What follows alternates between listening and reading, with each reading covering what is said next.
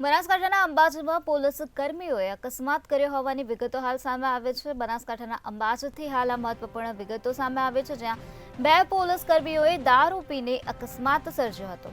Bike ચાલકને કારથી ટક્કર મારી પોલીસ કર્મી ઘટના સ્થળેથી ફરાર થઈ ગયા હતા। ગ્રામજનોએ પોલીસને પકડીને અંબાજી પોલીસને સોંપ્યા છે।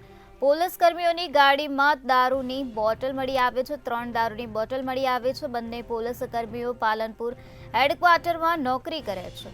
બાઇક ચાલકને વધુ ઈજા થતા તેને પાલનપુર રેફર કરવામાં આવ્યા છે। મહેન્દ્ર પરમાર અને દલજી ચૌધરી નામના આરોપીની અટકાયત કરવામાં આવી છે।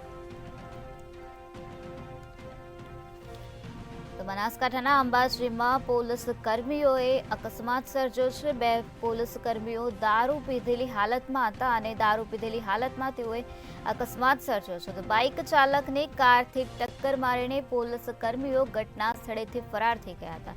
ત્યારે મહેન્દ્ર પરમાર અને દલજીત ચૌધરી નામના આરોપીની અટકાયત કરવામાં આવે છે, તેમજ વધુ કાર્યવાહી હાથ ધરવામાં આવે છે।